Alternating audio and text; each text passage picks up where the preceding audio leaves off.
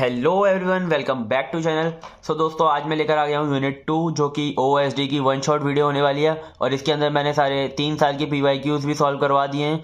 जैसे कि यूनिट 1 में सब लोग ने कमेंट किया कि काफ़ी कि आप यूनिट 2 और बाकी की यूनिट्स भी जल्दी जल्दी अपलोड करो, लेकिन दोस्तों इसकी जो यूनिट्स हैं ना वो काफ़ी लेंथी हैं, क्योंकि फर्स्ट और सेकंड यूनिट तो काफ़ी ज़्यादा लेंथी है। इस वजह से थोड़ा सा टाइम लग जाता है नोट्स वगैरह प्रिपेयर करने में। और पर मैंने इस यूनिट में ये देखा कि जो 3 या 4 टॉपिक हैं जो हर बार रिपीट ही होते हैं वही सबसे ज़्यादा इंपॉर्टेंट है। वो मैं आपको बता दूंगा वीडियो में, जो आपको करने अच्छे से। और सारे यूनिट भी देख लेने हैं, क्योंकि 2 मार्क्स के क्वेश्चन तो ज़्यादातर रिपीट नहीं होते। उनके अंदर जो फ्लक्चुएशन आता है कि मतलब कभी कोई पूछ लिया, कभी कुछ पूछ लिया।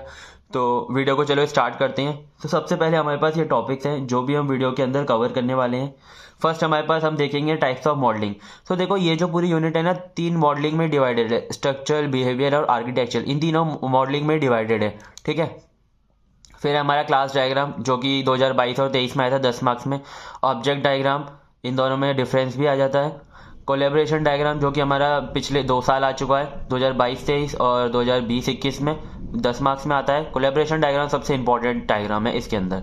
और sequence diagram, package diagram, use case diagram. इसके अंदर हमें यूज केस डायग्राम का जो एग्जांपल है वो भी मैं आपको बता दूंगा, क्योंकि यूज केस डायग्राम आपको बनाने आ जाता है कि जैसे आपको लाइब्रेरी मैनेजमेंट का बनाने आ गया या फिर आपको रिजर्वेशन सिस्टम का यूज केस डायग्राम बनाने आ गया, तो आपको वो याद पता होना चाहिए। फिर हम ये कुछ 3 डायग्राम और देखेंगे और डिप्लॉयमेंट डायग्राम का एग्जाम्पल भी देखेंगे। तो आपको बस क्या करना है, चैनल को सब्सक्राइब कर लो और बैठ के ये वीडियो देखो, जिससे कि आपको पूरी यूनिट अच्छे से समझ में आ जाए। टेलीग्राम चैनल को ज्वाइन कर लेना, क्योंकि मैं वहाँ पे नोट्स अपलोड कर दूंगा। सारी यूनिट्स के, फर्स्ट यूनिट के भी नोट अपलोड हो चुके हैं, इस यूनिट के भी नोट अपलोड हो जाएंगे। सो चलो वीडियो को स्टार्ट करते हैं। फर्स्ट हमारा टॉपिक है different types of modelling in OSD। So object oriented system design के अंदर हमारी 3 मॉडलिंग होती है मेनली। सो पहली है हमारी स्ट्रक्चरल मॉडलिंग। स्ट्रक्चरल मॉडलिंग हमारी जो फोकस करती है मेनली वो स्टैटिक बिहेवियर पे फोकस करती है सिस्टम के। So capture the static features of a system. It represent the framework of the system. मतलब सिस्टम का फ्रेमवर्क कैसा रहेगा, ऑब्जेक्ट इंटरकनेक्टेड कैसे रहेंगे, उनके अंदर कोई भी डायनेमिक बिहेवियर नहीं बताती स्ट्रक्चरल मॉडलिंग। बस हमारी जो स्ट्रक्चरल जो मॉडलिंग है हमारी स्टैटिक बिहेवियर आपको बताती है, ठीक है। इसके अंदर हमारे 6 डायग्राम्स होते हैं। इन सब डायग्राम्स को हम डीपली भी पढ़ने वाले हैं। पहला होता है हमारा class diagram, object diagram, deployment diagram, package diagram, composite structure diagram and component diagram. So अब आई होप आपको समझ में आ गई होगी। नेक्स्ट है हमारी बिहेवियर मॉडलिंग। सो ये जो मॉडलिंग होती है ये हमारी इंटरेक्शन बताती है सिस्टम के बीच में। मेनली ये डायनेमिक स्ट्रक्चर बताती है हमारे सिस्टम का। It is the interaction among the structure diagrams. So देखो, हमारी जो स्ट्रक्चरल मॉडलिंग ने हमें एक स्ट्रक्चर डायग्राम बना के दे दिया। अब उन स्ट्रक्चर डायग्राम के बीच में इंटरेक्शन कैसे होगा वो हमें बिहेवियर मॉडलिंग बताती है, ठीक है। मतलब कि ये डायनेमिक स्ट्रक्चर पे वर्क करती है। इसके अंदर हमारे 3 डायग्राम आते हैं, activity diagram, use case diagram और इंटरेक्शन डायग्राम, ठीक है। फिर है हमारा आर्किटेक्चरल मॉडलिंग। आर्किटेक्चरल मॉडलिंग में अगर हम इन दोनों मॉडलिंग को कंबाइन कर दें तो हमारी आर्किटेक्चरल मॉडलिंग बन जाती है। It contain both structural and behaviour elements of the system. तो can be defined as a blueprint of entire system. जो हमारा पूरा सिस्टम होगा जिसमें स्टैटिक और डायनेमिक दोनों आ जाएंगे, उसको हम आर्किटेक्चरल मॉडलिंग कह सकते हैं। सो नेक्स्ट है हमारा AKTU में आए हुआ 2022 और 23 में 10 मार्क्स का क्वेश्चन है। Demonstrate the different relationship used in class diagram with their notation with the help of a neat class diagram. So देखो दोस्तों, यहाँ पर ना हमारा जो क्लास डायग्राम के ऊपर क्वेश्चन आया हुआ था पिछले साल ही आया था 10 मार्क्स में, तो इसको मैंने ले लिया है। इससे कि मैं आपको क्लास डायग्राम भी समझा दूंगा और इसमें जो रिलेशनशिप्स हैं वो भी समझा दूंगा। अब जो इसमें रिलेशनशिप्स है ना ये सबसे ज़्यादा इंपॉर्टेंट है, क्योंकि एग्रीगेशन, जनरलाइजेशन, एसोसिएशन, इन सबको है ना कभी कभी 10 मार्क्स में अलग से भी पूछ लिया जाता है कि यार define generalisation and association in deep, ठीक है। तो पहले हम देखते हैं क्लास डायग्राम क्या होता है। क्लास डायग्राम बिल्कुल बेसिक क्लास की तरह है। क्लास मैंने आपको यूनिट 1 में अच्छे से समझाया था। सारे डायग्राम मैंने आपको है ना यूनिट 1 में ओवरव्यू सारे डायग्राम्स का दे दिया था, बस हम इसमें उन डायग्राम्स को डीप में देखने वाले हैं। तो क्लास डायग्राम हमारा रिप्रेजेंट करता है स्टैटिक व्यू।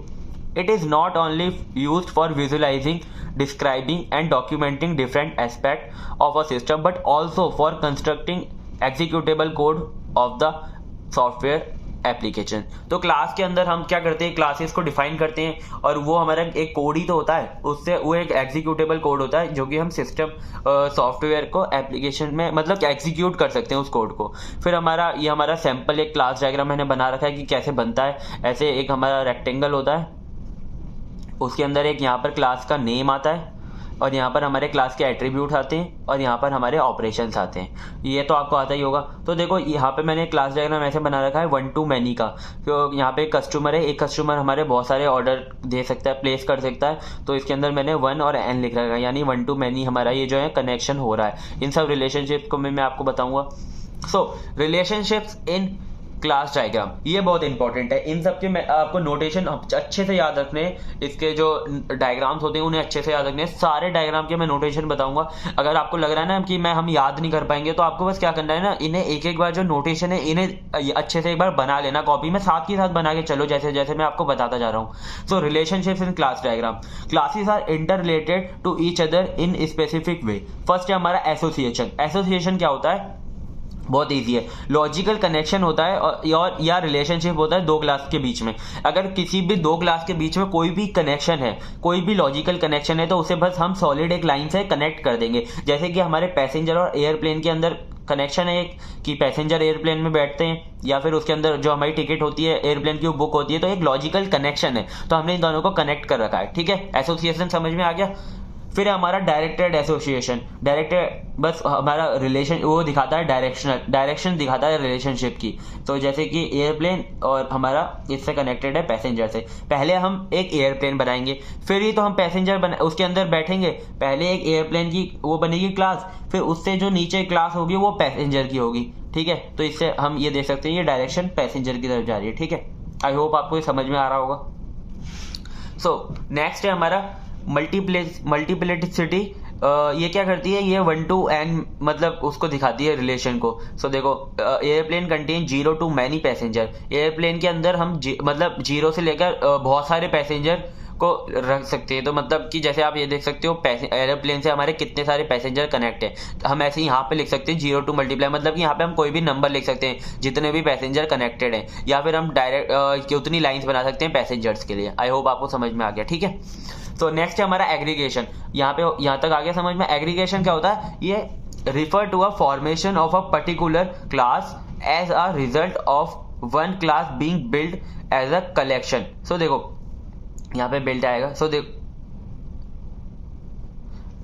सॉरी, ये बस स्पेलिंग गलत हो गई है। यहाँ पे क्या है कि हम इसमें ये दिखाते हैं कि हमारी एक जो क्लास है वो और बहुत सारी क्लास को मिलाकर बनती है। जैसे कि लाइब्रेरी है, लाइब्रेरी हमारी बहुत सारी बुक्स को मिला के बनी है, ठीक है।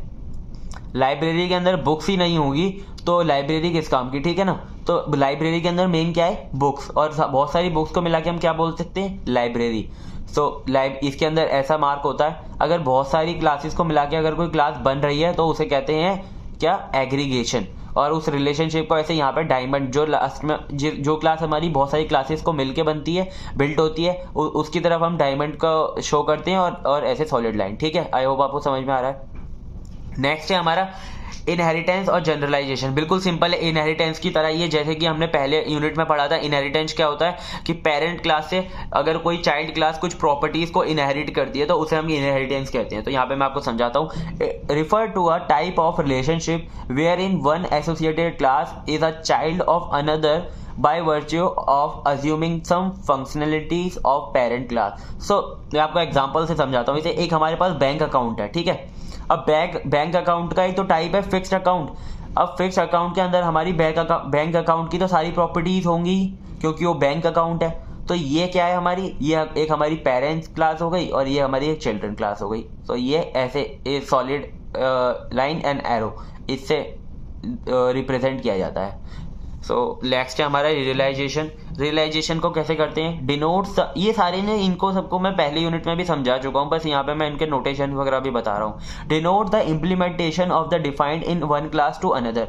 बस इसमें क्या होता है कि जैसे कि अगर कोई हमारी एक क्लास है, अगर वो दूसरी क्लास में जाकर किसी मतलब ऑपरेशन को परफॉर्म कर रही है। अब जैसे कि मैं आपको इसे एग्जांपल से समझाता हूँ। हमारे पास एक क्लास है शेप, ठीक है। शेप हमारी क्या करती है, यूजर से कुछ पहले तो इन्फॉर्मेशन को लेती है, ठीक है, डेटा को लेती है। जैसे कि यूज़र ने डाला सर्कल, और सर्कल के कुछ हमारे पैरामीटर्स डाले, जैसे कि सर्कल के पैरामीटर हमें क्या चाहिए होते हैं, रेडियस चाहिए होता है, और रेडियस का हमें क्या चाहिए, एरिया चाहिए। तो हमारे पास एक शेप है, ये हमारा जो है ना एरिया कैलकुलेट करके नहीं देता है, ये क्या करता है, ये सर्कल क्लास को कॉल करता है। नेक्स्ट क्लास है हमारी सर्कल, ठीक है, और सर्कल क्या करेगी, यहाँ पे एरिया कैलकुलेट करके देगी शेप को, देन शेप यूजर को एरिया कैलकुलेट करके देगा। तो यहाँ पे क्या आएगा, यहाँ पे बस ये सर्कल को क्या करेगी, कॉल करेगी। तो ये क्या है, ये रियलाइजेशन इसकी तरफ है, सर्कल की तरफ, ठीक है। आई होप आपको मतलब ये सर्कल क्या है, शेप की तरफ रियलाइज है, ठीक है।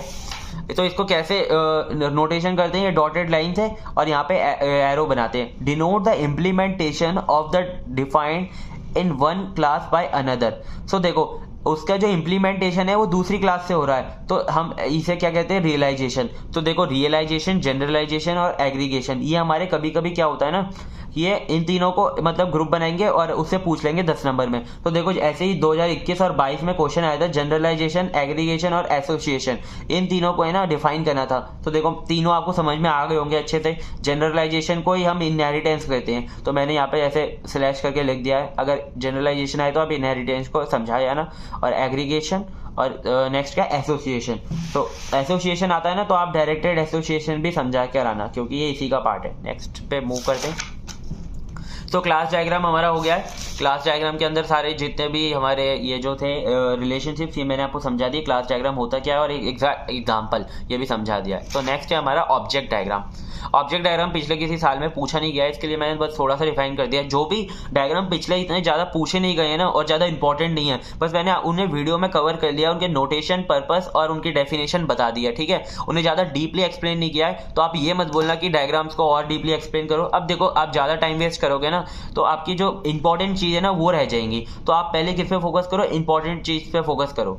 सो नेक्स्ट क्या है हमारा, object diagram. Object diagram are dependent on the class diagram, पता है आपको। It represent an instance of a class diagram, बिल्कुल ऑब्जेक्ट की तरह है।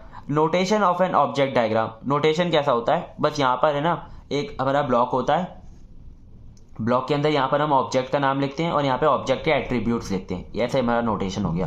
फिर है हमारा purpose of object diagram. It is use to perform forward and reverse engineering. Forward और रिवर्स इंजीनियरिंग को परफॉर्म करने के लिए यूज होता है। It use to get a static view of system, ये स्टैटिक व्यू को रिप्रेजेंट कर रहा है। It represent instance of a system, एक किसी भी सिस्टम का इंस्टेंस को ये रिप्रेजेंट करता है। तो आई होप यही ऑब्जेक्ट डायग्राम अगर आता है तो आप ये सब लिख सकते हो, ठीक है।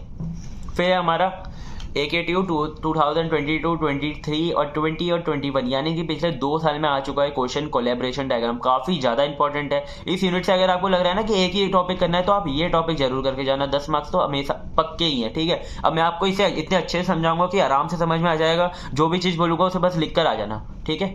नेक्स्ट है हमारा collaboration diagram. It is use to show the relationship between the object in a system. अब हमारे बहुत सारे ऑब्जेक्ट्स होते हैं, ठीक है, उनके बीच में जो रिलेशनशिप को शो करता है वो होता है हमारा कोलैबोरेशन डायग्राम, ठीक है। Both the sequence and the collaboration diagram represent the same info but differently.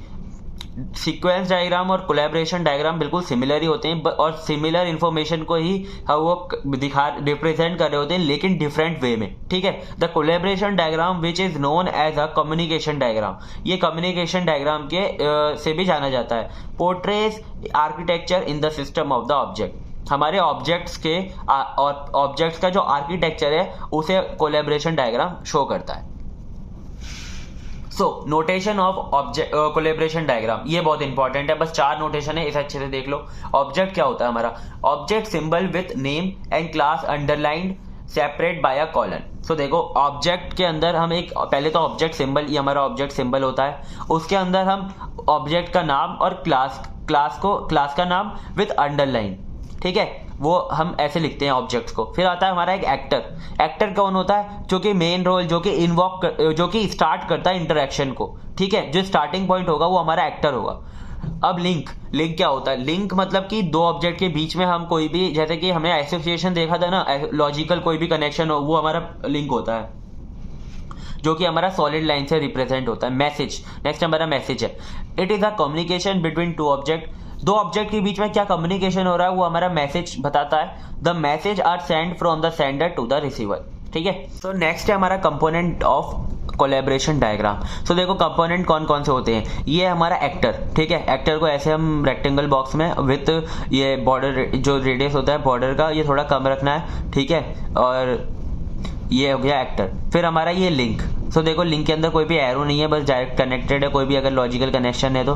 फिर ये हमारा ऑब्जेक्ट सेम एक्टर की तरह बनाते हैं, बस इसके अंदर यहाँ पे ऑब्जेक्ट नेम लिखते हैं, क्लास नेम लिखते हैं और क्लास नेम को अंडरलाइन कर देते हैं। फिर विथ एरो हम मैसेज पास करते हैं। तो देखो ये हमारा message number 1, message number 2, message number 3, message number 4 and message number 5। So message के आगे नंबरिंग बहुत ज़्यादा इंपॉर्टेंट है, जिससे कि हमें पता चले कि मैसेज किस ऑर्डर में पास किए गए हैं, ठीक है। अब यहाँ पे एक्टर हमारे ऑब्जेक्ट 1 को मैसेज पास कर रहा है, तो ये मैसेज 1 यानी कि सबसे पहला जो मैसेज है वो इसके द्वारा पास किया गया है। सो इससे नंबरिंग बहुत इंपॉर्टेंट है मैसेज के ऊपर, ठीक है। सो आपको ये बनाकर आना है अगर जब भी कंपोनेंट डायग्राम पूछा जाता है, कंपोनेंट ऑफ कोलैबोरेशन डायग्राम पूछा जाता है, ठीक है। So next steps for creating a collaboration diagram. So ये बहुत इंपॉर्टेंट है कोलैबोरेशन डायग्राम, क्योंकि 2 बार आ चुका है तो मैंने कोलैबोरेशन डायग्राम बहुत अच्छे से एक्सप्लेन किया, ठीक है। तो देखो steps for creating a collaboration diagram. So first step क्या होता है, determine the behaviour for which the realisation and implementation are simplified. So देखो सबसे पहले है ना आपको क्या करना है, डिटरमाइन करना है बिहेवियर, रियलाइजेशन एंड इम्प्लीमेंटेशन, क्या क्या ऑब्जेक्ट बनेंगे, कौन कौन सी क्लास रहेंगी और उनको आप कैसे मतलब उनको कैसे कनेक्ट करोगे, ठीक है। ये आपको सबसे पहले उसके बिहेवियर को डिफाइन, जैसे रियलाइजेशन अभी आपने देखा था ना कि मतलब पहले एक हमारी क्लास ऐसी होती है जो दूसरी क्लास पे इम्प्लीमेंट या मतलब डिपेंड कर रही होती है, ठीक है। जैसे कि अब शेप वाली क्लास थी वो सर्कल वाली क्लास से इम्प्लीमेंटेशन करा के आंसर हमें दे रही थी, तो हमारी पहले हमें रियलाइजेशन और इम्प्लीमेंटेशन को बिहेवियर को डिटरमाइन करना है। नेक्स्ट है हमारा discover the structural element that are class roles object subsystem for performing the functionality, choose context and interaction system subsystem use case and operations। तो देखो सबसे पहले हमें एक सिस्टम को बनाना है, सिस्टम के अंदर बहुत सारे सब सिस्टम बनेंगे, ठीक है। अब उन सब सिस्टम के अंदर ये एक हायरार्की समझो, अब सब सिस्टम के अंदर हमारे बहुत सारे यूज केसेस बनेंगे, यूज केसेस के अंदर क्या क्या ऑपरेशन होंगे हमें वो सब हमें डिटरमाइन करने हैं, ठीक है, उन्हें चूज करना है मतलब। तो नेक्स्ट फिर है हमारा think through alternative situation that may be involve. जैसा कि हमने प्रिंसिपल ऑफ मॉडलिंग में देखा था कि जब भी हम कोई मॉडल बनाते हैं तो हर लेवल पे जाके देखते हैं, हर लेवल पे हमारा जो मॉडल होता है वो प्रिसाइज होना चाहिए। जैसे कि हर व्यू यानी कि एक ही व्यू से यूजर का सिर्फ व्यू नहीं होता, यूजर व्यू होता है, डेवलपर व्यू होता है, डिजाइनर व्यू होता है, सबका व्यू अलग अलग होता है। तो आप जब भी कोलैबोरेशन डायग्राम बनाओगे सबसे पहले ये देखोगे कि उसके अंदर रियलाइजेशन और इम्प्लीमेंटेशन कैसे होगा, फिर सिस्टम सबसिस्टम यूज केसेस और हमारी फंक्शनैलिटी उसके अंदर कैसे परफॉर्म होंगी। फिर हम देखेंगे हर लेवल से उसको कि किसी भी लेवल से उसके अंदर कोई भी कमी ना हो, हर लेवल से वो प्रिसाइज होना चाहिए। सो यहाँ पर हमारा एक एग्जांपल है कोलैबोरेशन डायग्राम का, तो मैं आपको समझाता हूँ। ये बिल्कुल मतलब अच्छे से रियल एग्जांपल पे बेस है, जो कि हमारा जैसे कि हम ट्रेन की टिकट जब रिजर्वेशन के लिए बुक कराते हैं तो वो है। तो सबसे पहले हमारा विंडो एक हमारा ऑब्जेक्ट है, फिर हमारा यूजर इंटरफेस हमारी क्लास है, ठीक है। इसके अंदर ये वाला लिंक है किससे, ट्रेन चेन से। तो सबसे पहले ये जो ऑब्जेक्ट है हमारा ये मैसेज पास कर रहा है मेक रिजर्वेशन, ठीक है। ये जो यूजर इंटरफेस है कहाँ पर मैसेज पास करेगा, ट्रेन चेन पर। तो ट्रेन चेन ने मैसेज पास किया ट्रेन पर और ट्रेन पे चेक किया क्या क्या सीट अवेलेबल हैं। तो यहाँ पर हमारा एक लूप लगा हुआ है और कंडीशन लगी हुई है, अगर सीट अवेलेबल होगी तो ये आगे चले जाएगा, वरना ये यहीं पर घूमता रहेगा, ठीक है। सो देखो ट्रेन में इस सीट अगर सीट है तो ये आगे चलेगा, ठीक है, और अगर आगे चलेगा तो रिजर्वेशन हो जाएगा और एक कंफर्मेशन नोटिस मिल जाएगा यूजर को। तो आई होप आपको ये कोलैबोरेशन डायग्राम समझ में आ गया होगा। जब भी कोलैबोरेशन डायग्राम आए, क्योंकि हमारे पास टेक्स्ट इतना ज़्यादा नहीं होता तो हमें डायग्राम पे थोड़ा डील करना होता है, तो हमें एग्जाम्पल के थ्रू जाना है और एग्जाम्पल बता के आना है, ठीक है। एग्जाम्पल आप आराम से बना लोगे, बस इसके जो नोटेशन है उन्हें याद रखना। सो नेक्स्ट है हमारे बेनिफिट्स ऑफ कोलैबोरेशन डायग्राम। तो ये भी बहुत सिंपल है, दो बेनिफिट दो ड्रॉबैक मैंने लिख दिए हैं, यानी कि 3 लिख दिए शायद मैंने। It also known as communication diagram, ये हमारा कम्युनिकेशन डायग्राम नाम से भी जाना जाता है। और similar to sequence diagram, similar होता है सीक्वेंस डायग्राम के और ज़्यादा एक्सपेंसिव भी नहीं होता। ड्रॉबैक्स क्या है कोलैबोरेशन डायग्राम के, एक तो एक कॉम्प्लेक्स होता है, बहुत ज़्यादा कॉम्प्लेक्स हो जाता है क्योंकि इसके अंदर बहुत सारे ऑब्जेक्ट्स होते हैं ना, तो सब ऑब्जेक्ट्स को कनेक्ट करने में और बहुत ज़्यादा कॉम्प्लेक्सिटी आ जाती है इसके अंदर, ठीक है। और एक हमारा टाइम कंज्यूमिंग होता है। अब देखो यहाँ यहाँ पर अगर सीट नहीं मिली तो ये लूप के अंदर फंस जाएगा। तो ये क्या है, ये टाइम कंज्यूमिंग है, ठीक है। लूप के अंदर फंस गया तो टाइम कंज्यूमिंग है, टाइम हमारा वेस्ट हो रहा है, हमें पता नहीं चल रहा कि सीट हमारी बुक हुई या नहीं हुई तो हमें पता ही नहीं चलेगा। अगर बुक हो गई तो हमें आगे बढ़ जाएगा, वरना पता ही नहीं चल रहा, ठीक है। ये है हमारा कोलैबोरेशन डायग्राम। तो नेक्स्ट है हमारा इटरेटिंग एंड कंडीशनल मैसेजेस। तो इसके अंदर हमारे कुछ कंडीशनल और इटरेटिंग मैसेजेस होते हैं। जैसे कि हमने यहाँ पे एक मैसेज देखा कि ये वाला मेक रिजर्वेशन, अगर सीट होगी तो ये मैसेज आगे चलेगा, वरना नहीं चलेगा। तो इसका मतलब क्या है, कंडीशनल आ रही है यहाँ पे। तो हम अब देखेंगे इसके अंदर iterating and conditional messages. So messages run multiple times और run conditionally. You can simply use asterisk to indicate the message run more than once. अगर एक से ज्यादा बार आपको कोई मैसेज को चलाना है तो आप उसके आगे एस्ट्रिक लगा सकते हो, तो वो मल्टीपल टाइम रन होगा, ठीक है। फिर है हमारा use x is equal to true to indicate that the message is sent only if the condition is met. So देखो यहाँ पर हमारे पास एक एक्स और कोई मतलब वेरिएबल है, अगर एक्स हमारा ट्रू हो जाता है तभी ये चलेगा, वरना नहीं चलेगा, ठीक है। ऐसे हम कंडीशन लगा सकते हैं। सो आई होप आपको समझ में आ गए होंगे ये दोनों भी। ये दोनों ज्यादा इंपॉर्टेंट नहीं है, हमारा कोलैबोरेशन डायग्राम ज्यादा इंपॉर्टेंट है, उसे अच्छे से करके जाना। सो नेक्स्ट जो कि मैं आपको बता रहा था, सीक्वेंस डायग्राम, जो कोलैबोरेशन डायग्राम के थोड़ा सिमिलर होता है। सो देखो, it represent the flow of messages in a system. ये हमारा मैसेजेस के फ्लो को रिप्रेजेंट करता है सिस्टम के अंदर। Also term as event diagram, इसे हम इवेंट डायग्राम भी कहते हैं। So it portray the communication between any two lifelines as the time ordered sequence of the event. So ये किसी भी दो लाइफलाइन के बीच में कम्युनिकेशन को दिखाता है, पोर्ट्रे करता है, जो कि टाइम ऑर्डर सीक्वेंस में होती है, ठीक है। तो ये आपको समझ में आ गया। सीक्वेंस डायग्राम बिल्कुल सिमिलर है कोलैबोरेशन डायग्राम के। तो इसमें कुछ नोटेशन है, यही इंपॉर्टेंट है इसके अंदर। आपको ये नोटेशन एक एक बार बना के देख लेनी है, जो जैसे जैसे मैं आपको कहूँ। तो देखो लाइफलाइन क्या होती है, जैसे कि अगर हम एक एग्जांपल लें, जैसे कि हमें एक ऑनलाइन ऑर्डर बुक करना है। तो एक तो हमारा यूजर होगा, ठीक है, और एक हमारा क्या होगा, एक हमारा वहां पे जो यूजर इंटरफेस यानी कि ऑर्डर, मतलब कि अब ये समझो एक तो हमारा यूजर है और एक हमारा ऑर्डर है, ठीक है।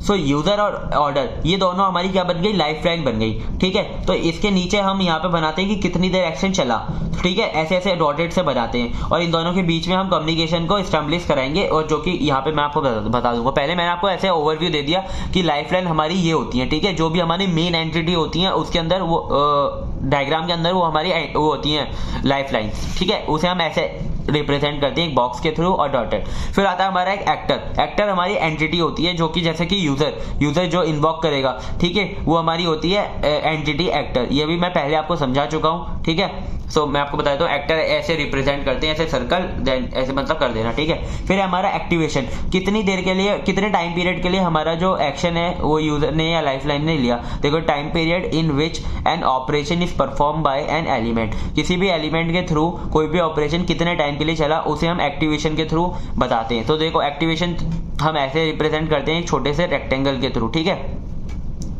फिर है हमारा मैसेजेस। मैसेजेस बहुत इंपॉर्टेंट है, इंटरेक्शन बिटवीन ऑब्जेक्ट। अभी हम देखेंगे ये जो मैसेजेस है ना, इसके टाइप्स हैं सारे, बहुत सारे। तो देखो ये मैसेजेस, मैसेज मतलब कि मैंने आपको बताया ना, इसके अंदर जो हम बताएंगे कि इनके बीच में क्या कनेक्शन रहा, तो वो मैसेज के थ्रू बताएंगे, ठीक है।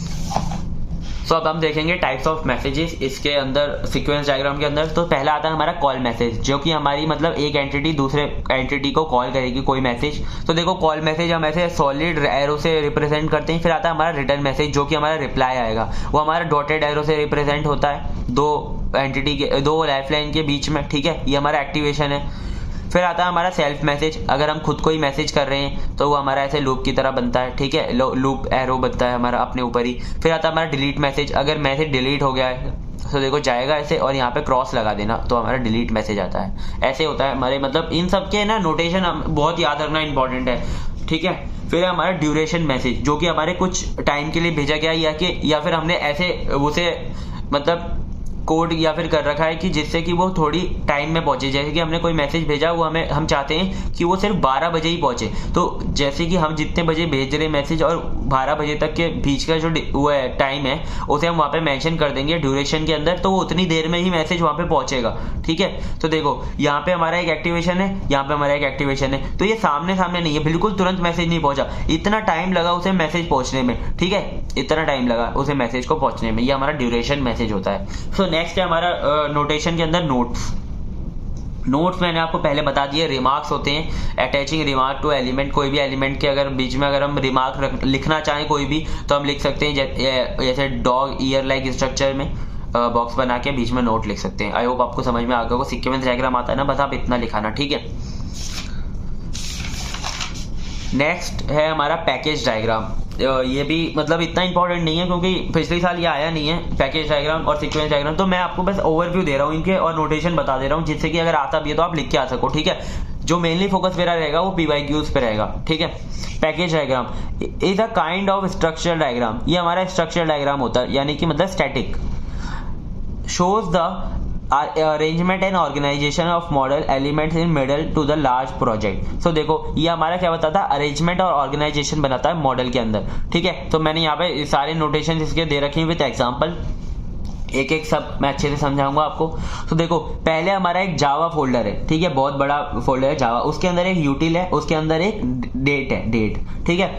अब देखो ये टैब्स है हमारे, अगर टैब्स के अंदर डेटा लिखा होता है तो ये हमारा टाइप कौन सा होता है, nested with caption in tab, ठीक है। ये हमारा सीक्वेंस डायग्राम में आपको ऐसे एक्सप्लेन करके आना है कि मतलब ऐसे टैब बनाने और इनके अंदर आप यहाँ पे टैब के अंदर अगर लिखोगे तो इसका मतलब होता है nested with caption in tab. ये नेस्टेड है ना, इसके वाले के अंदर ये वाला, इस वाले के अंदर ये वाला, तो ये नेस्टेड है विथ कैप्शन इन टैब, ठीक है। ऐसे ही नेक्स्ट है हमारा, इसके अंदर हम यहाँ पे टैब के अंदर कैप्शन नहीं लिखेंगे, हम यहाँ पे जो हमारा फोल्डर है ना इसके अंदर मतलब जो पैकेज है हमारा इसके अंदर हम नोट लिखेंगे। तो देखो nested with caption in package body, package body के अंदर जो हमारा है वो कैप्शन यहाँ पर है और ये नेस्टेड भी है, ठीक है। आपको समझ में आ गया।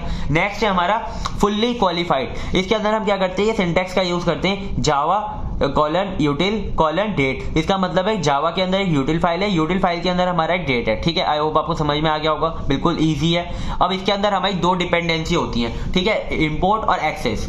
तो देखो इंपोर्ट द फंक्शनैलिटी, जब हमारा कोई जैसे हमारे दो पैकेज है, ठीक है। अब एक पैकेज दूसरे पैकेज की कुछ फंक्शनैलिटी को इंपोर्ट करना चाहता है तो हम यूज करते हैं इंपोर्ट मैसेज। तो देखो इसमें देखो ऐसे आपको क्या करना है, इसको है ना मैं आपको बता देता हूँ कैसे आपको एक्सप्लेन करके आना है इंपोर्ट को। नीचे एक है ना ऐसे एक पैकेज ये बनाना, एक पैकेज ये बनाना, ठीक है, और बीच में क्या करना, ऐसे इंपोर्ट लिख देना। तो ये हमारा इंपोर्ट मतलब कि ये वाला जो पैकेज 1 है ये पैकेज 2 से कुछ फंक्शनैलिटीज को इंपोर्ट करना चाहता है, ठीक है। ऐसे ही हमारा एक्सेस होता है, जब एक फंक्शन एक पैकेज अगर दूसरे पैकेज से कुछ फंक्शंस की हेल्प चाहता है तो वो हमारा एक्सेस होता है, मतलब कि एक्सेस करना चाहता है उसके कुछ फंक्शंस को, requires help for function of the other package, ठीक है। समझ में आ गया, ये होता है हमारा पैकेज डायग्राम। अब नेक्स्ट हमारा काफी इंपॉर्टेंट डायग्राम है जो कि है यूज केस डायग्राम। तो देखो ये पिछली साल ही आया है AKTU में, 10 नंबर में आता है ये, और मेरे को ऐसा लगता है कि यूज केस डायग्राम पे इस बार है ना ऐसे एग्जाम्पल आपको मतलब कि यूज केस डायग्राम बनाने आ सकता है किसी भी मतलब सिस्टम का, जैसे कि रिजर्वेशन सिस्टम का या मैनेजमेंट सिस्टम का, जैसे कि लाइब्रेरी, हॉस्पिटल, इन सब का, ठीक है। मैंने यहाँ पे एक एग्जांपल भी यूनिट 1 में भी सॉल्व कराया था, यहाँ पे भी वाला एग्जांपल मैं आपको एक्सप्लेन कर दूंगा जिससे कि आपको समझ में आ जाए। तो देखो यूज केस क्या होता है, use case is describe how a system interact with external user of system. तो देखो जो भी हमारा सिस्टम है उसे जो भी यूजर यूज कर रहा है वो कैसे इंटरैक्ट करता है उस सिस्टम के अंदर, उसे यूज केस डायग्राम डिस्क्राइब करता है, ठीक है। Each use case represent a piece of functionality that a define provide to its user। तो देखो जितने भी यूज केस होते हैं वो हमारी एक पीस ऑफ फंक्शनैलिटी को रिप्रेजेंट करते हैं जो कि सिस्टम के द्वारा प्रोवाइड कराई गई है यूजर को, ठीक है। आई होप मतलब इससे इजी एक्सप्लेनेशन नहीं कर सकता इसका मैं, ठीक है। Use case consist of actor, use case के अंदर हमारे मेनली 2 या 3 मतलब कितने भी एक्टर हो सकते हैं और उनके बीच में ही कंसिस्ट करता है। It depict the high level functionality of the system, या हाई लेवल एक फंक्शनैलिटी को दिखाता है, मतलब मैं अभी आपको दिखाऊंगा ना तो आपको आराम से समझ में आ जाएगा। Also tell how the user handle a system, और ये भी बताता है कि यूजर कैसे सिस्टम को हैंडल कर रहा है, उसे कोई दिक्कत तो नहीं आ रही है, या फिर मतलब वो क्या क्या फंक्शनैलिटी परफॉर्म कर सकता है, वो सब हम एक डायग्राम के थ्रू सब बना सकते हैं, ठीक है। ये बहुत मतलब इजी भी होता है और काफी मतलब अंडरस्टैंडेबल होता है कि उससे हम किसी भी मॉडल का पता लगा सकते हैं वो कैसे कैसे काम कर रहा है। How to draw a use case diagram, ये बहुत इंपॉर्टेंट है। ये मैंने इसके लिए लिखा है क्योंकि मुझे लगता है कि यूज केस डायग्राम बनाने आ सकता है, तो आपको स्टेप्स इसके पता होने चाहिए। तो सबसे पहला, a meaningful name should be assign to the actor और a use case of a system. सबसे पहले तो क्या करो, आप उस सिस्टम के अंदर है ना यूज एक्टर्स को देखो कि एक तो हमारा यूजर हो गया, एक उसके अंदर जो हमारा मैनेजर हो गया या फिर कोई मतलब हेल्पिंग मतलब कोई हो गया या फिर एडिटर हो गया। जैसे कि मैं आपको बताता हूँ, एक हमारा जैसे यूट्यूब चैनल है, ठीक है, यूट्यूब चैनल है। अब यूट्यूब चैनल के अंदर एक्टर्स क्या कौन कौन से हो सकते हैं, एक तो क्रिएटर जो कि मैं हूं, ठीक है, और एक वॉचर या फिर जो यूजर समझो जैसे कि आप हो, ठीक है, और एक यूट्यूब की अगर मैनेजमेंट देखें वो, ठीक है, ये तीन हमारे एक्टर हो सकते हैं क्योंकि यूट्यूब भी तो है यहाँ पर, तो यहाँ पे ये हमारे तीन एक्टर बन गए, ठीक है। हम इसका भी हम यूज केस बना सकते हैं, ठीक है, यूज केस डायग्राम बना सकते हैं। तो सबसे पहले हमें क्या करना है, आइडेंटिफाई करना है एक्टर्स को, जो कि हम एक्टर्स क्या होते हैं, हमारी एंटिटी होती है जो कि इन्वोक करती है सिस्टम को, ठीक है। आप ऐसे कह सकते हो कि लिविंग थिंग्स होती हैं एक्टर्स, ठीक है। सो नेक्स्ट क्या है हमारा, the communication of an actor with a use case must be defined in a understandable manner. तो देखो अब हमें मॉडल बना रहे हैं, तो वो मॉडल हमारा ऐसा होना चाहिए जो अंडरस्टैंडेबल हो। तो हमारा जो बीच में एक्टर्स के बीच में जो भी हमारी कम्युनिकेशन होगी वो हमें इतने अच्छे से डिफाइन करनी है जो कि अंडरस्टैंडेबल हो मॉडल को देखकर, ठीक है। नेक्स्ट है हमारा specified notation to be use as a when we required. अब हमें इसके अंदर कुछ नोटेशंस को यूज करना है, जैसे कि हमारी एसोसिएशन होती है, एसोसिएशन हमारी लिंक होती है, रियलाइजेशन यानी कि ऐसे डॉट डॉट डॉट, और हमारा एरो ये भी हमें यूज कर सकते हैं उसके अंदर। अब हम उसके अंदर जनरलाइजेशन यूज कर सकते हैं कि मतलब एक क्लास के कुछ प्रॉपर्टी दूसरी क्लास में भी, तो वहां पे जनरलाइजेशन, ये सब नोटेशन को हमें वहां पर यूज करना है, ठीक है। अगर रिक्वायर्ड है तभी, व्हेन रिक्वायर्ड, ठीक है। The most significant interaction should be represent among the multiple of the interaction between the use case and actor। अब देखो, क्रिएटर और वॉचर यानी कि क्रिएटर के और वॉचर के बीच में हमारे बहुत सारे रिलेशंस हो सकते हैं, ठीक है, मतलब बहुत सारे रिलेशंस हो सकते हैं। आप जैसे कि देखो, एक तो हमारा वीडियो का रिलेशन हो गया, एक हमारा अगर जो यूजर है हमारा कुछ क्रिएटर को कुछ पे कर रहा है तो उसका भी एक रिलेशन हो गया पेमेंट का। अगर वो जो हमारा क्रिएटर है वो कुछ उसे सर्विस प्रोवाइड कर रहा है, एक सर्विस का हो गया। तो हमें क्या करना है, उसमें से कोई भी एक जो कि मोस्ट सिग्निफिकेंट रिलेशनशिप है उसे लेना है। ये नहीं कि आप सारे के सारे उसके अंदर रिलेशनशिप को मेंशन करोगे, आपको सिर्फ एक जो कि मोस्ट सिग्निफिकेंट रिलेशनशिप है उसे लेना है, ठीक है। ये हमारे स्टेप्स होते हैं यूज केस डायग्राम को बनाने के। आई होप मतलब समझ में आ गया होगा, इतना अच्छा से समझा दिया मैंने। अब हम देखेंगे यूज केस डायग्राम जो कि मैंने यूनिट 1 में कराया था। तो देखो, यूज केस डायग्राम मैंने आपको करा दिया था, तो इसके लिए मैंने यहाँ पे पहले ही बना लिया था। सबसे पहले देखते हैं इसे, ये रहा हमारा use case diagram for library management system. तो देखो, लाइब्रेरी मैनेजमेंट सिस्टम में हमारे कौन कौन से एक्टर होंगे, एक तो हमारा स्टूडेंट जो कि हमें बुक चाहिए, जो कि हमें है ना, और एक हमारा लाइब्रेरियन जो कि बुक ग्रांट करता है, ठीक है, स्टूडेंट को। सो देखो, अब हमारे पास ये हमारा सिस्टम है, ठीक है। हमारे स्टूडेंट के पास यानी कि यूजर के पास क्या क्या फीचर्स होते हैं सिस्टम के अंदर। एक तो उसके पास होता है रजिस्टर, सबसे पहले एकदम न्यू यूजर है, ठीक है, उसके पास कुछ भी नहीं है, पहला दिन है उसका, कॉलेज में लाइब्रेरी में गया वो सबसे पहले क्या करेगा, रजिस्टर करेगा अपने आप को, ठीक है। मतलब ये तो ऑनलाइन की बात हो रही है, पहले वो रजिस्टर करेगा सिस्टम पे, ठीक है। रजिस्टर के लिए वो क्या करेगा, सबसे पहले इंक्लूड, यानी कि देखो ये इसकी सब क्लास है ना, सब क्लास ही तो है। वो सबसे पहले क्या करेगा, फिलअप करेगा फॉर्म को रजिस्ट्रेशन के।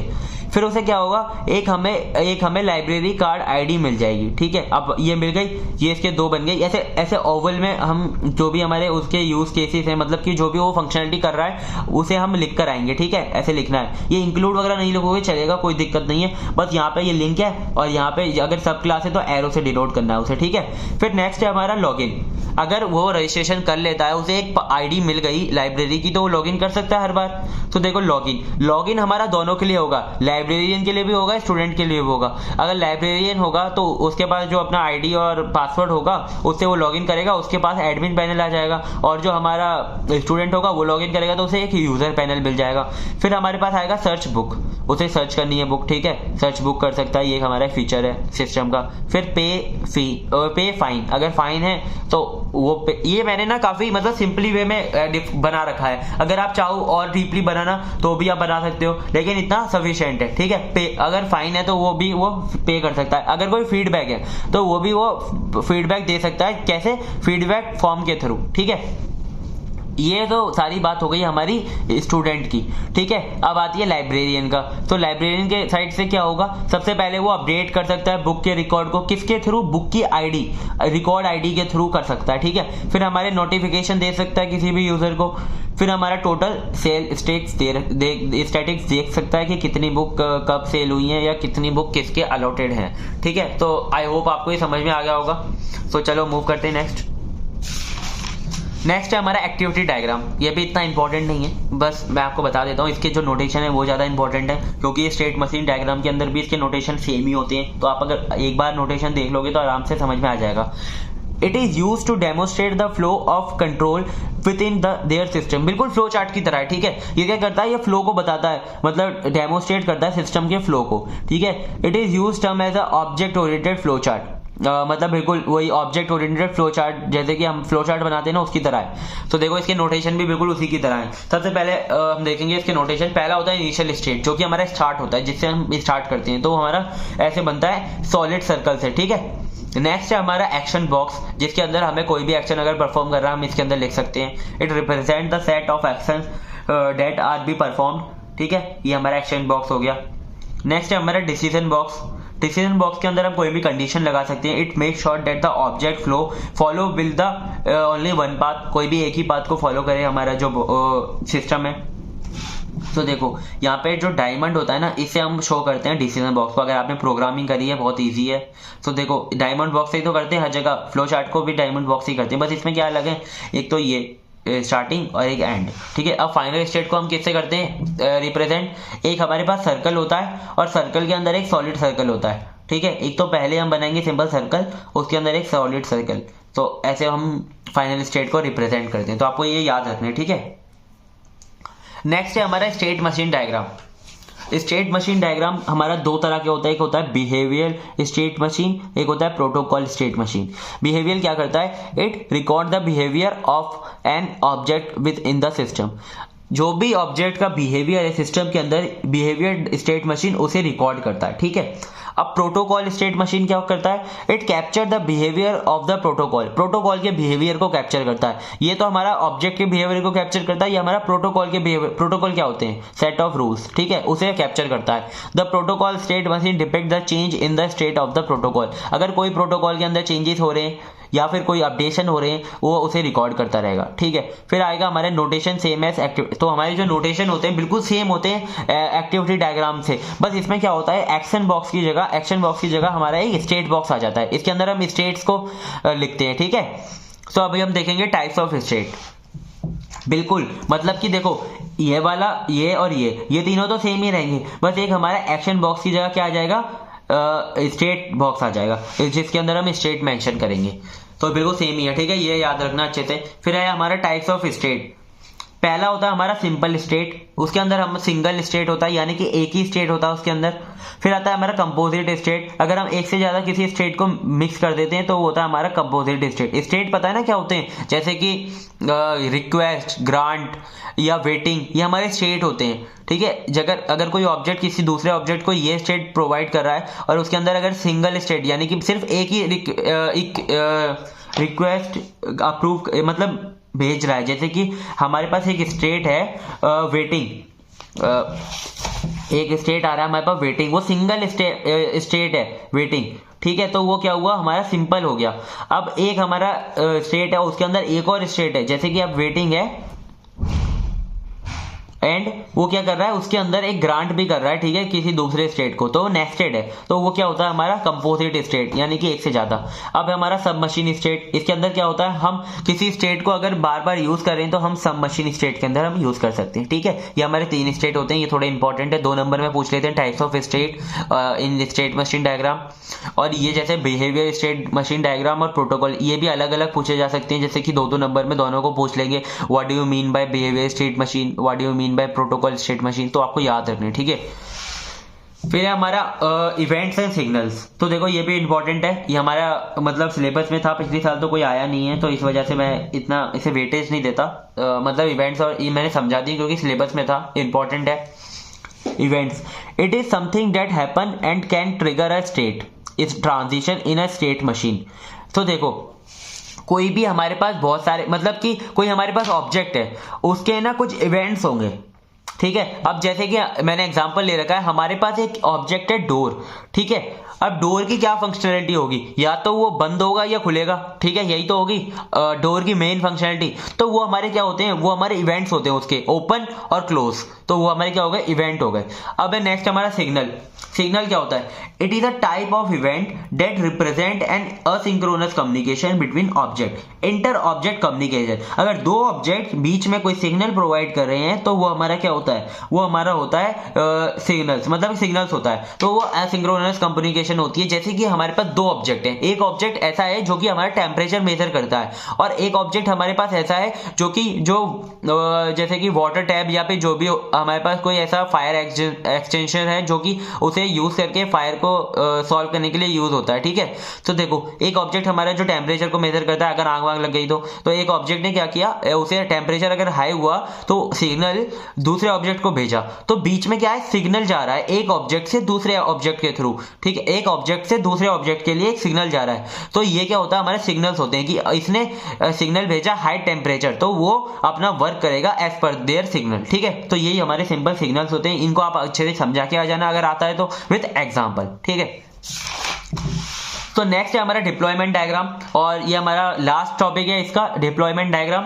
डिप्लॉयमेंट डायग्राम को मैंने आपको समझा देता हूँ क्योंकि मेरे को लगता है ये आ सकता है, इस बार मैंने इसे काफी डीपली समझाया है, आपको एकदम से समझ में आ जाएगा। It visualize the physical hardware on which the software will be deployed. तो देखो जो हमारा सॉफ्टवेयर सिस्टम है, जिस हार्डवेयर पे डिप्लॉय होगा, उसे ये विजुअलाइज करता है, ठीक है। It portray the static deployment view of a system. Static deployment view को ये पोर्ट्रे करेगा। It involve the nodes and there relationships.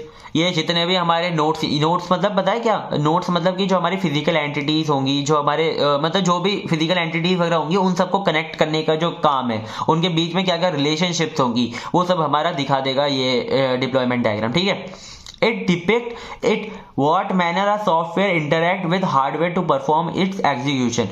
हमारा जब सॉफ्टवेयर एग्जीक्यूट हो रहा है तो वो कैसे हार्डवेयर से कम्युनिकेट कर रहा है, कैसे वो इंटरेक्ट कर रहा है हार्डवेयर से, उसे ये शो करेगा, ठीक है। फिर अब इसके नोटेशंस हैं, ये बस 4 नोटेशंस है, ये देख लो। पहला कंपोनेंट मैं पहले यूनिट में भी इन सबको बता चुका हूँ, बार बार बता रहा हूँ क्योंकि इससे ये पता चल जाए कि कौन से डायग्राम में कौन से नोटेशन यूज होते हैं। अगर मैं सिर्फ ये 4 बता देता हूँ, क्योंकि मैंने चारों भी पहले यूनिट में बता दिए थे, तो आपको क्या करना पड़ता है, बिल्कुल वापस जाना पड़ता है, पहली यूनिट देखनी पड़ती। इसके लिए मैंने यहीं पर बना दिए हैं, ज्यादा डिफाइन नहीं किया इनको, बस कंपोनेंट पहले हमने डिफाइन कर रखे हैं, कंपोनेंट हम इससे रिप्रेजेंट करते हैं। फिर आता है हमारा एक इंटरफेस, हम सर्कल से डिफाइन करते हैं, सिंपल सर्कल से। एक आता है हमारा आर्टिफैक्ट, जो कि हमारे फिजिकल एंटिटीज होती हैं, वो हम ऐसे डॉग ईयर लाइक स्ट्रक्चर से रिप्रेजेंट करते हैं डिप्लॉयमेंट डायग्राम के अंदर। और तो हमारे नोट्स होते हैं ना वो, फिर हम नोट्स फिर है हमारा नोड हम ऐसे क्यूब 3D क्यूब के थ्रू सिंप्लीफाई मतलब कि दिखाते हैं, ठीक है। नेक्स्ट है हमारा parameter to draw deployment diagram. अब देखो जब भी हम डिप्लॉयमेंट डायग्राम को बनाते हैं तो हम इन 5 पैरामीटर्स को यूज करते हैं। ये आ जाता है कि list the parameters to draw the deployment diagram, 2 number में आ जाएगा या फिर 10 नंबर में भी आ जाएगा। अगर ऐसे आता है कि define deployment diagram and list the parameters to draw deployment diagram. So first है हमारा हाई परफॉर्मेंस। जब भी हम डिप्लॉयमेंट डायग्राम बनाए उसकी परफॉर्मेंस थोड़ी हाई हो, स्केलेबिलिटी हो कि मतलब हम उससे स्केल कर सकें जब भी, जैसे कि ज़्यादा बैंडविड्थ हो। फिर हमारा मेंटेनेबल हो, वो अपडेट कर सकें, उसके अंदर हम इंसर्ट कर सकें, कुछ भी चीज़ डिलीट कर सकें, मेंटेनेबल होना चाहिए। पोर्टेबिलिटी होनी चाहिए उसके अंदर, हम उसे मतलब कहीं भी मतलब ऐसे वो कम्युनिकेट कर सकें या ट्रांसफर कर सकें, वो पोर्टेबल होना चाहिए, ठीक है। फिर है हमारा इजी अंडरस्टैंडेबल, ये तो बहुत इंपॉर्टेंट है, ठीक है। तो यहाँ पे मैंने एक डिप्लॉयमेंट डायग्राम बना रखा है जो कि एग्जांपल है और इन पांचों चीजों को वो ये फॉलो करता है। तो देखो ये हमारे पास यूजर, ठीक है। यूजर क्या करेगा, इन्वोक करेगा ये हमारा क्या है, ऑर्डर मैनेजमेंट सिस्टम है, ठीक है। तो यूजर को ऑर्डर करना है, ठीक है। तो यूजर ने ऑर्डर किया कंप्यूटर के थ्रू। यहाँ पर हमारा एक मॉडेम है जो कि इंटरनेट से कनेक्ट करता है कंप्यूटर को, ठीक है। इससे इंटरनेट से कनेक्ट हुआ, यहाँ से यूजर ने ऑर्डर किया, ठीक है। तो यहाँ से हमारा मैसेज जा रहा है, ठीक है। अब इंटरनेट क्या करेगा, उसी मैसेज को प्रोसेसर यानी कि कोचिंग सर्वर को देगा, ठीक है। प्रोसेसर ने क्या किया, उस मैसेज को लिया और उनका जो ऑर्डर है वो प्लेस कर दिया, और जो चेंजेस होंगे वो हमारे सर्वर्स के अंदर होंगे। तो सर्वर के अंदर हमने चेंजेस कर दिए, बहुत ईजी है। बस इसमें क्या होता है, इंटरनेट आ जाता है एक, ठीक है। डिप्लॉयमेंट जब भी करते हैं उसके अंदर एक इंटरनेट आ जाता है, वो बस बना के आना है। और ये सर्वर्स होते हैं हमारे 3, और ये भी हमारा एक नोड है, ये भी एक हमारा नोड है। ये सारे हमारे नोड्स हैं, ठीक है। ये हमारा एक कनेक्शन है, ये ऐसे कनेक्शन को हम रिप्रेजेंट करते हैं। और ये जैसे हमारा एक नोड है, ठीक है। और जैसे हम इसके बीच में अगर कोई मैसेज पास करना चाहें वो भी हम कर सकते हैं। सो आपको समझ में आ गया होगा डिप्लॉयमेंट डायग्राम। देखो अगर लग रहा है ना आपको समझ में नहीं आया तो देखो एक तो नोटेशन देख लो, और डिप्लॉयमेंट डायग्राम ये तो समझ में आ ही गया होगा कि सॉफ्टवेयर कैसे हार्डवेयर से कम्युनिकेट करता है जब वो एग्जीक्यूट हो रहा होता है, वो हमारा डिप्लॉयमेंट डायग्राम शो करता है। और एक एग्जांपल या फिर ये पैरामीटर्स को लिख कर आ जाना, ठीक है। फिर नेक्स्ट है हमारा where to use deployment diagram to model the embedded system. अगर एम्बेडेड सिस्टम को अगर हमें मॉडल करना है हम यूज करते हैं to model the hardware detail of the distributed application. Distributed application को अगर हमें मॉडल करना है तो हम यूज़ करते हैं for forward and reverse engineering में यूज़ करते हैं, ठीक है। यहाँ पर हमारी यूनिट 2 खत्म होती है। Thank you so much. अगर आपने यहाँ तक वीडियो को देखा है तो आपको समझ में भी आ गया होगा। अगर समझ में आ गया प्लीज़ कमेंट करके जरूर जाना कि आपको समझ में आ गया, और वीडियो को लाइक करो ज़्यादा से ज़्यादा।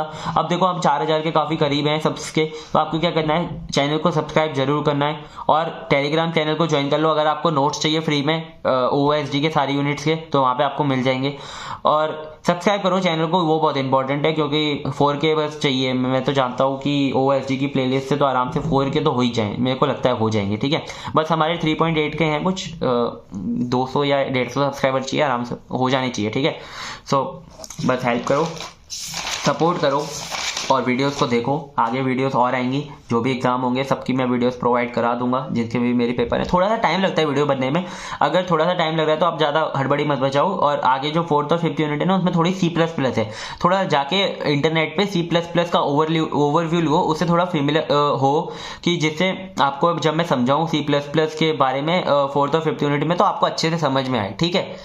So thank you so much, मिलते हैं किसी नेक्स्ट वीडियो में।